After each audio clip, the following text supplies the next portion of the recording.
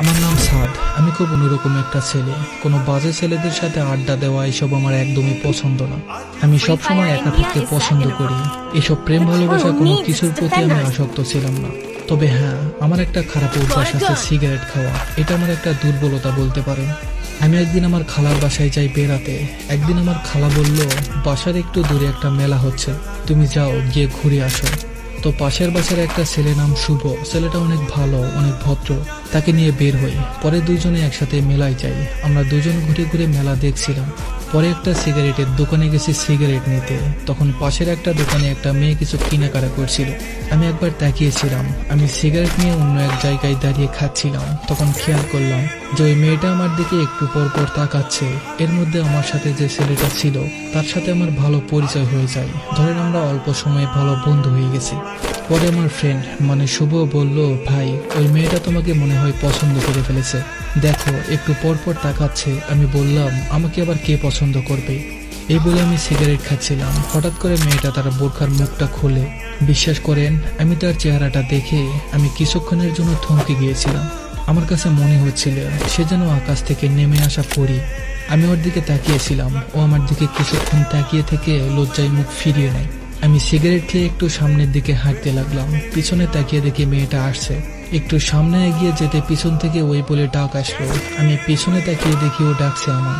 আমি বললাম, আমাকে ডাকছেন? ও বলল, হ্যাঁ আপনাকে, একটু এই দিকে আসেন। আমি তার দিকে এগিয়ে গেলাম। এরপর কিছুক্ষণ কথা বলার পর ওর ফোনটা আমার হাতে দিয়ে বলে, নাম্বারটা দেন আপনার। আমার হাত পা তখন কাঁপছিল। আমি ওর ফোনটা আমার কাঁপা কাঁপা হাতে নিয়ে নাম্বারটা দিই। পরে ও চলে গেল। আমি ও বাসায় চলে আসলাম। মাগরিবের কিছুক্ষণ পর আমার ফোনে একটা ফোন আসে। আমি সালাম দিয়ে বললাম, কি? ও বলল, আমি। ওর নাম ছিল নাবিলা, ধনী পরিবারের মেয়ে। অনেক কথা হলো, ওর সাথে পরিচিত হলাম। ওর বাসা মদনপুর আর আমার বাসা কাশপুর। তো এভাবে কথা বলতে বলতে আরো মায়ায় জড়িয়ে গেলাম। ওদের বাসা আমার খালার বাসার থেকে একটু সামনে। তো কয়েকদিন পর খালা বাসা থেকে আমি আমাদের বাসায় চলে আসলাম। পড়ালেখার কারণে আমাদের দিনে তেমন কথা হতো না, রাতে কথা হতো। দুজনে সারা রাত পার হয়ে যেত কথা বলতে বলতে। আমাদের রিলেশনের যখন 1 বছর, হঠাৎ একদিনও আমাকে ফোন দিয়ে বলে যে আমাকে বাসা থেকে বিয়ের কথা বলছে। ওর আব্বুর নাকি একটা খুব ভালো বন্ধু আছে তার ছেলের সাথে। অনেক কান্না করতে করতে বলে, আমি পারবো না অন্যের হতে, তুমি আমাকে নিয়ে যাও। আমি ওকে বুঝিয়ে বললাম, বিয়ের কথা বললেই তো বিয়ে হচ্ছে না। ও বলল, আমার অনেক ভয় হচ্ছে, তুমি এসে আমাকে নিয়ে যাও। আমি বললাম, আচ্ছা ঠিক আছে, কালকে দেখো তোমার আব্বু কি বলে। যদি বলে বিয়ে দিয়ে দিবে, তাহলে বিকেলের আগে কোচিং এর নাম করে বের হয়ে এসো, আমি এসে তোমাকে নিয়ে যাব। পরের দিন সকালে হঠাৎ করে ওদের বাসায় ওর আব্বুর বন্ধুর ছেলেকে নিয়ে আসে দেখানোর জন্য। ও তখন সরাসরি ওর আব্বু আম্মুকে বলে, আমি এই বিয়ে করতে পারবো না, আমি একজনকে ভালোবাসি, আমি তাকেই বিয়ে করব। পরে ওর আব্বু ওকে অনেক মারধর করে। পরে বলে, আচ্ছা ঠিক আছে, তুমি রেডি হও, ওরা দেখে যায়, পরে না হয় না করে দিব। পরেও বিশ্বাস করে ওদের সামনে সেজে যায়। ওকে দেখে ওনাদের অনেক পছন্দ হয়ে যায়। পরে ছেলের বাবা বলে, তাহলে আমরা আংটি পরিয়ে নিয়ে যেতে চাই। ওর আব্বু বলে, ঠিক আছে। পরে ওদের সামনে ওকে আংটিটা পরিয়ে দেয়। ও আমাকে ফোন দিয়ে অনেক কান্নাকাটি করে, আমাকে সবকিছু বলে। আমি বললাম, ঠিক আছে, তোমার কিছু জামা কাপড় নিয়ে আমি একটা জায়গার নাম বলছি, ওখানে আসো, আমি আসছি।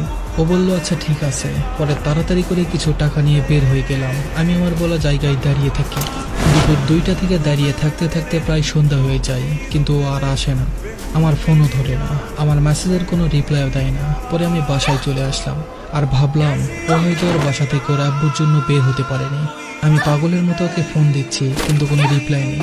পরে রাত 11টার পর আমাকে অন্য একটা নাম্বার থেকে ফোন দেয়। আমি ফোন ধরতেও বলে, আমি নাবিলা, এটা আমার আম্মুর ফোন। আমার ফোন আমার আম্মু নিয়ে গেছে, ওরা ঘুমিয়েছে, তাই না বলে আম্মুর ফোন দিয়ে ফোন দিচ্ছি। পরেও আবার কান্নাকাটি করতে শুরু করে। আমি বললাম, কান্না করো না, আল্লাহর উপর ভরসা রাখো, সব ঠিক হয়ে যাবে। কিন্তু ও তাও মানছিল না। ওর একটাই কথা, তুমি আমাকে নিয়ে যাও, না হলে আমি মরে যাব। আমি তোমাকে অনেক ভালোবাসি, তোমাকে ছাড়া বাঁচবো না। কিভাবে বাঁচবো? তুমি তো আমার জীবন। জীবন চলে গেলে কিভাবে বাঁচা যায় বলো? ওর কথাগুলো শুনে আমার চোখ দিয়ে পানি ঝরছিল। আমি বললাম, কালকে তুমি বাসায় না বলে চলে এসো, আমরা দূরে কোথাও চলে যাব। ও বলল, আচ্ছা ঠিক আছে। পরে আমি আমার খালার বাসায় আন্টির ছেলের সাথে যে পরিচয় হয়েছিল ওকে ফোন দিয়ে সব বলি। ও বলল, আচ্ছা দেখি কি করতে পারি। ও খোঁজ নিয়ে জানলো যে ছেলের সাথে ওর বিয়ের কথা চলছে, ওই ছেলেটা অনেক খারাপ। এলাকার মধ্যে নেশা করে মেয়ে নিয়ে অনেকবার ধরা পড়েছে। আমি আমার ফ্রেন্ডকে সব খুলে বললাম, ওকে নিয়ে পালানোর কথাও বললাম। ও বলল আচ্ছা ঠিক আছে। তো আমি ভয়ে ভয়ে ওর আম্মুর নাম্বারে একটা মিস কল দিই। কিছুক্ষণ পর ব্যাক করে। আমার ফ্রেন্ডের কথা বললাম, ও তোমাকে কালকে বের হয়ে আসার সময় নিয়ে আসবে, আমি সব বলে দিয়েছি। তো পরের দিন সকাল 8টায় আমি আবার গিয়ে দাঁড়িয়েছিলাম, কিন্তু সেদিনও আসেনি। আমি আমার ফ্রেন্ডকে ফোন দিলাম আর বললাম তুমি একটু ওদের বাসায় যাও, ওখানে দেখো ওকে দেখা যায় কিনা। তখন প্রায় 12টা বেজে গেছে। কিছুক্ষণ পর আমার ফ্রেন্ড আমাকে ফোন দিয়ে বলল, ভাই ওদের বাসার নিচে অনেক লোকজন, সবাই সেজে আছে। আমি ভাবলাম হয়তো ওদের বাসায় মেহমান আছে, তাই বললাম আচ্ছা ঠিক আছে, তাহলে তুমি চলে যাও। আমি আরো কিছুক্ষণ অপেক্ষা করে বাসায় চলে গেলাম। এর কিছুক্ষণ পর আমার একটা অচেনা নাম্বার থেকে কল আসে। ফোনের উপাস থেকে কান্নার সুরে বলতে লাগলো, আমি নাবিলা, আজকে আমার বিয়ে। আমাকে জোর করে আটকে রেখেছে। আমি কি করব কিছুই বুঝতে পারছি না, তুমি কিছু করো। তখন আমি কি করব কিছুই বুঝতে পারছিলাম না। আমি আমার বন্ধুকে বললাম তুমি ওদের বাসায় যাও, কিন্তু ও গিয়ে কিছুই করতে পারলো না।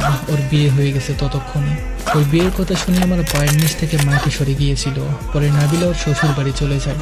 গিয়ে একটা ফোনের ব্যবস্থা করে আমাকে ফোন দেয়। ও ঠিক মতো কথা বলতে পারছিল না। আমি কান্না করতে করতে বললাম, তোমার আর আমার একসাথে থাকা আমাদের ভাগ্যে ছিল না। ও বলল তুমি আমাকে নিয়ে যাও, নাহলে আমি আত্মহত্যা করব। আমার তখন মনে হচ্ছিল যে আমার বুকটা ফেটে যাবে, তাই ফোনটা কেটে দেই। পরে সারা রাত কান্নাকাটি করি। বাইরে নদীর পাড়ে বসে আমার ফ্রেন্ডরা আমাকে অনেক বোঝাই, কিন্তু তখন নিজেকে আর কন্ট্রোল করতে পারলাম না। তাই ইচ্ছা মতো সিগারেট আর অন্যান্য নেশা করে ফেলি। পরে রাতটা এভাবেই পার হয়ে যায়। সকালে আমি আমার খালার বাসায় চলে যাই। পরে আমার ফ্রেন্ডকে নিয়ে যাই ওদের বাসায়। বাসার নিচে যেতেই দেখি সবার চোখে পানি, বাসার ভেতরে কান্নাকাটির আওয়াজ। পরে আমার ফ্রেন্ডকে বললাম কি হয়েছে জিজ্ঞাসা করো। ও জিজ্ঞেস করার পর ওদের কথা শুনে আমি ওখানে বসে পড়ি। ওরা বলে নাবিলা নাকি আত্মহত্যা করেছে। আমি আর নিজেকে ঠিক রাখতে না পেরে জিজ্ঞেস করলাম ও কোথায়। বলল উপরে। আমি এক দৌড়ে গিয়ে দেখি প্রাণীর একটা পরী লাশের খাটে শুয়ে আছে। আমি একটা চিৎকার দিয়ে বললাম তুমি আমাকে রেখে কেন গেলে, আমাকে নিয়ে যাওনি কেন, তুমি আমার সাথে বেইমানি করতে পারলে কিভাবে। পরে ওখানে থাকা সবাই জিজ্ঞেস করলো যে ছেলেটাকে। পরে আমার ফ্রেন্ড বলল এটাই সেই মানুষ যার জন্য আজকে আপনাদের মেয়ে এভাবে পড়ে আছে। পরে আব্বু অনেক কান্নাকাটি করে আমাকে বলে আমি বুঝতে পারিনি ও যে তোমাকে এতটা ভালোবাসে, আমাকে তুমি মাফ করে দিয়ে দেবে। আমার এখনো ওকে খুব ভালো লাগে। আমি এখনো মাঝে মাঝে ওর কবরের পাশে গিয়ে আল্লাহর কাছে দোয়া করি আল্লাহ যেন তাকে জান্নাতুল ফেরদাউস দান করেন। আমার খুব আফসোস হয়, আমি যদি ওকে নিয়ে আসতাম তাহলে হয়তো ও বেঁচে থাকতে পারতো।